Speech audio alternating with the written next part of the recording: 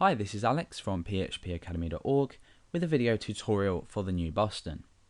In the last video we looked at testing jQuery once we've included it into our page using our script tag, and we looked at an example that included a paragraph with an on-click event attribute.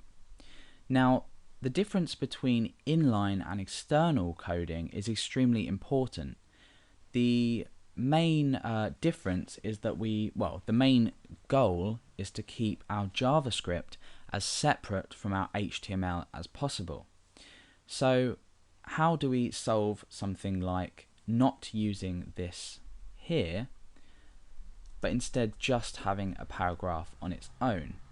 Now, the one thing to look for is, in the example that I used in the a few tutorials back, I included another JavaScript file into my page that allowed me to use this functionality. So the difference between inline and external is that we don't actually have any code inside of our tags, but we can still use the same functionality. So let's go ahead and create a new file. I'm going to leave this blank for now, but inside of our JS folder, I'm going to call this hide.js. Now, inside of hide.js, I'm going to include some functionality, the same as we did in the last example, that actually allows us to hide this paragraph when we click on it, but we're not going to include any code on the paragraph. Instead, what we're going to do is reference the paragraph as opposed to include this code in here. So the first thing we need to do is give an ID to this paragraph, and this will allow us to uniquely identify the paragraph. So I'm just going to call this paragraph. Now that we have an ID, we can use paragraph inside hide.js to actually reference this. But beforehand, we need to actually include this hide.js file under here, which will allow us to use the functionality within it. So I'm going to say script type is equal to, and I'm just going to end that tag. The type is text/JavaScript, exactly the same, and the source is js/hide.js.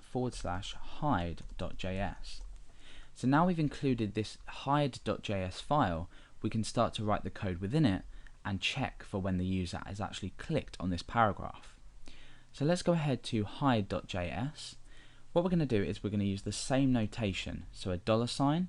Inside we're going to reference, remember before we used this to reference it, inside we're going to reference it with the hash, and that's paragraph.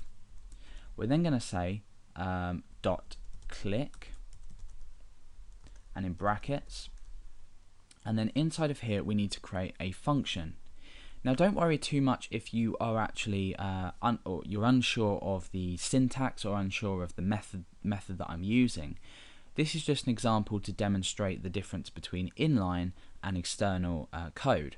So we're going to be looking at this click event handler a bit later on. So if you're unsure as of yet, then continue watching and you'll understand it a bit later on in the series. So inside of click we need to create a function, and we need to write our block out here, which we're just going to pull down. So inside of here is our code that happens when we actually click this paragraph. So when the user clicks this paragraph, it will be identified by paragraph.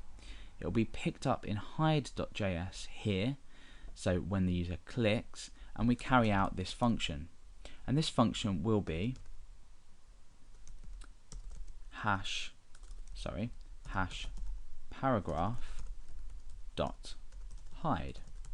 Okay, so now when the user clicks on this paragraph, it will hide it. This is essentially what is happening here. So let's go back to our page and refresh. You'll see that we've got the paragraph here, however we don't have any inline JavaScript at all. We just use this hide.js to look for a click, and that hide.js file is included under here. So let's go ahead and click the paragraph and see what happens.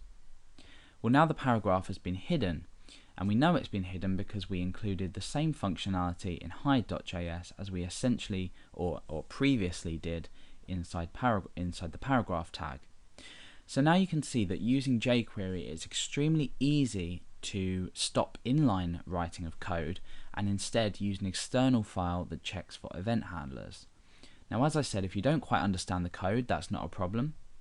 The main point of this tutorial was to demonstrate the difference between inline and external, and we've now actually eliminated the need for inline coding.